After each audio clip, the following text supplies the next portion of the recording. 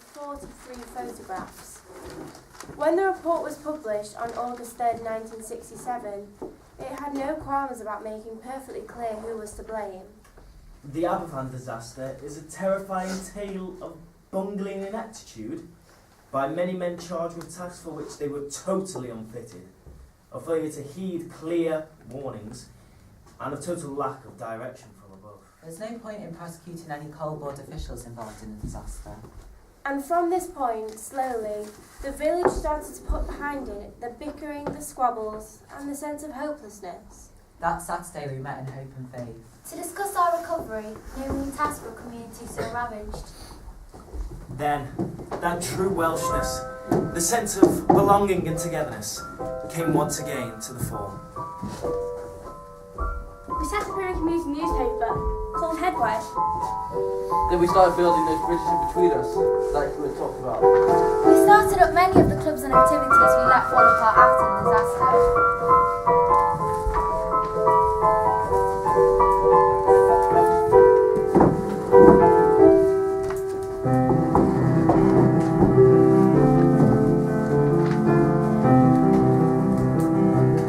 The Aberfan Choir, the drama group, the village outing, the Derby and Dream Club.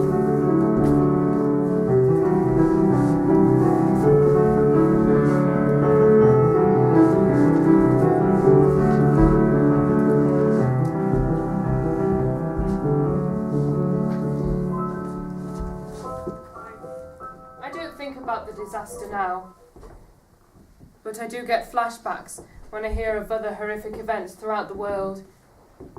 You don't come to terms with these difficulties, you just have to learn to live with them. But the dead girl on my shoulder comes back to me continuously. I felt guilty that I had survived. I felt a huge onus on me to carry on the hopes and ambitions of my classmates who had died, to do what they would have done. I also felt a great urge to help the community. Employing 42 people now, which has lost so much. It's affected the way I've brought up my children. I'm far too possessive of them. I found relationships difficult, and sometimes I suffer from black depression. But I am a county councillor now. I have been awarded the MBE and have been the 100th Mayor of Merthyr. This year, 2012, I invited the Queen to Aberfan to open up our new school. She came as part of her Jubilee tour and met many of the survivors and the bereaved. I met the Queen this year on the 27th of April when she came to open our new school. I'm 68 now, but I still remember some things from that day. Like, it was a wet day and I arrived at school at 8:30 and we were gossiping in the corridors and the headmistress poked her head out and ushered us back into our classrooms. Sometimes the sounds of that day come back to me. We must move on. In fact, last month I drove right past where Aberfan was. In fact, right where the lethal coal tip lay, for a new section of motorway is open there. The motorway, I feel, is symbolic. How easy it is to drive past without a thought. Motorists are not encouraged to stop alongside motorways, but if they were, I can imagine an authorised lay-by with a viewpoint of the 2 rows of pure white, vibrant arches which celebrate those buried within the hillside. Yet, the motorway symbolises a deeper truth. It takes us away from the tragedy.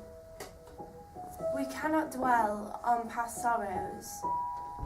They have happened, and nothing can undo them.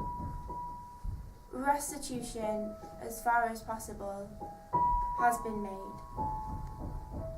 As the Chinese saying says, if I keep a green bough in my heart, the singing bird will come. This poem was written by Ruth Mars, a schoolgirl alive in the time of the disaster who survived, from Treorchy in the Rhondda Valley. The price of coal. The agony of someone's heart is all for the price of coal. The death of miners, hunger and strike was all for the price of coal. But worse still, there was another thing, just for the price of coal. The death of 100 children and more was all for the price of coal.